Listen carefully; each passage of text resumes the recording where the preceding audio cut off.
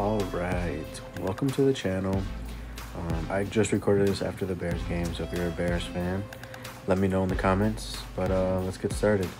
So what we have is chicken thighs, broccoli and pasta, and then turkey, corn, and rice. So it's gonna be two separate meals I'll be preparing. So this is gonna be for a meal prep, and those are the containers I'll be using. So here I'm gonna show you how I season the chicken thighs. That's a tomato-based kind of seasoning. Season with love. I don't measure anything. A little bit of garlic here. Ground black pepper. Paprika. And then just flip it over, and I do the same thing once over. I don't go as heavy. Just a very light on the back. And then, yeah, guys, that's it for the chicken. Keeping it simple. All right, guys, so I got my whole grain brown pasta going. This is enough for 2 servings. And then I have about 1.5 cups of rice going. So what I wanted to show you was how I season the rice. So if you don't have this, I'm gonna show you how else I season it when we don't have this. But this right here, if you're Hispanic and you don't have this in your house, then I don't know, you should have this if you're, but if not, so this is really good for like chicken and everything like that. You're probably gonna say, why didn't I use it on the chicken that I just seasoned? I use the tomato one. So that one has like a little bit more of like a tomato base kind of. This one is, I use it on rice. So it just adds like a nice flavor to the rice. And you don't have to put like a bunch of stuff in it. You just literally just sprinkle a little bit of that in there. You know, I don't really measure it because who measures. And then, yeah, that's it. Literally, that's it. And then just mix it around with a spoon. And then you're good to go. Now, depending on how strong you want it, you know, this also has sodium in it. So, like, you literally don't have to put anything else. This is all you have to put. Do not add more salt, or you're going to have, like, super salty rice. Now, if I don't have this, if we're out or whatever, what I'll do is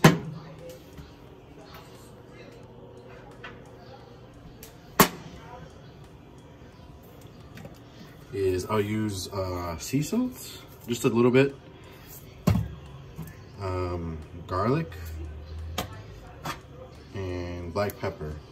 And I'll just sprinkle a little bit of that in there. Sometimes I'll do like a little bit of like Italian seasonings or something. But that's really it. And then I got the pasta going. So my mom keeps telling me that like if you get the water to boil and then you put the pasta in, it cooks a lot faster. And she's probably right, but I don't know. It's just how I do it. So yeah. So I got the pasta, the rice going. These will be 2 separate meals. If I haven't told you yet. And all right, guys. So that's the rice and the pasta. So yeah, we're making 2 meals. So we got one ground beef with rice and corn. Then we got the other is broccoli, pasta, and chicken. So I'm excited to show you guys this. This is a good way to prep. You want 2 different kinds of meals. If you meal prep 10 containers of chicken breast and rice, I promise by the 4th meal, you're gonna wanna just throw them all out. You're not gonna wanna do it. You're gonna order a pizza and then it's all over, right? This way, you go from one from the other and it's not as boring. Yes, is it pizza or is it chicken parm or something? No, but this is a better way to keep yourself from getting bored of it. Or even if you have the time, do 3 different kinds of meals. You can have one kind of meal for lunch, a midday snack, and then dinner.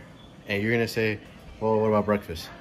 Right now I'm at home, you know, there's a couple things going on with COVID and everything like that. But Mom's staring at me, making me nervous. She, what was I saying? Yeah, so breakfast I'm doing at home. And breakfast, my favorite breakfast is right here. Is Kodak Flapjacks, Power Cakes, 14 grams of protein. So, and then I put like a scoop of protein in it, or a half, to make a full 30.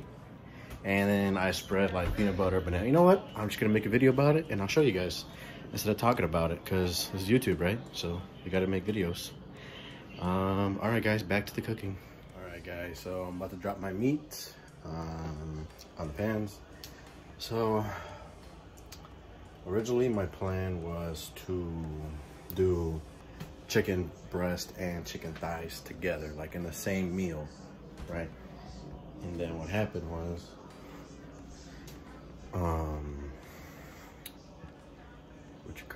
what happened was we bought some chicken breast at the stove, and long story short, we opened the pack up and it smelled terrible.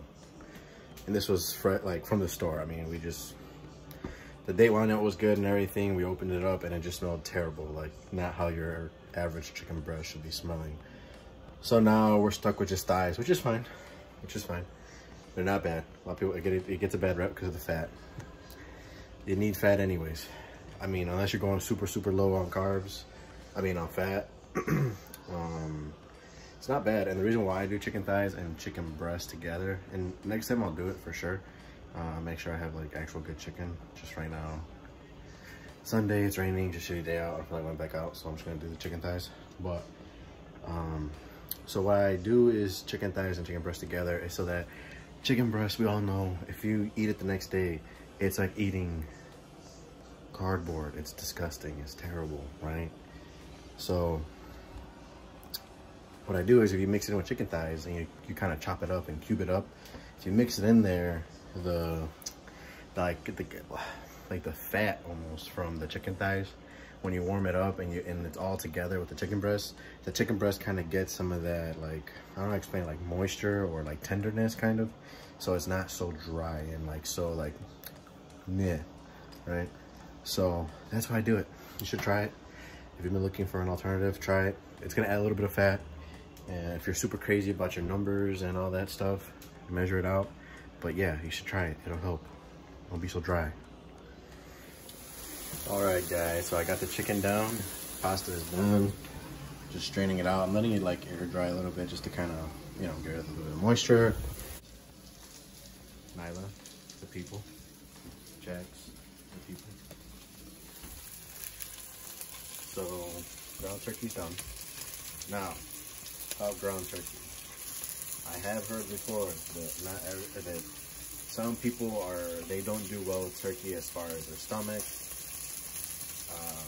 So if you've never had turkey or ground turkey or something with turkey in it, just because you've never wanted to try it or it's never been around you, buy a small pack first before you go to Costco and buy enough to feed a family of 10. Then if it agrees with your stomach, then you buy more. If you saw earlier, I think it was 440. And I was showing you guys the rice and pasta.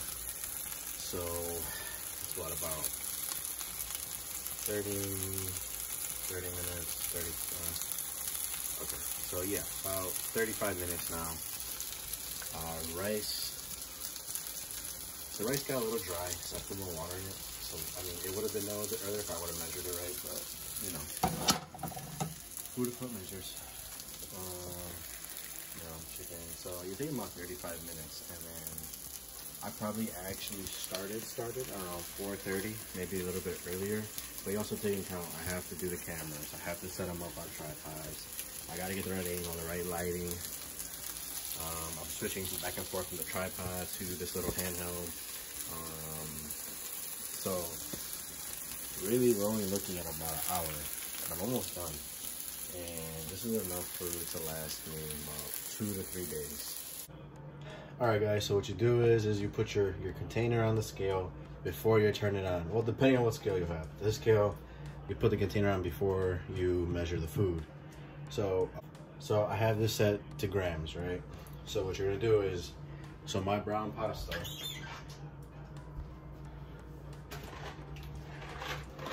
sorry, I'll step away for a bit. I don't know if you can see that. It is 56 grams per serving, and per serving is 40 carbs, or 39 to be exact.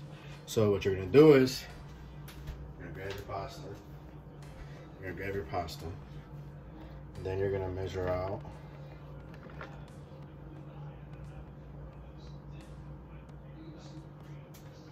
56 grams. Get it all on one side here. That is a small portion of pasta. I don't know if you can see.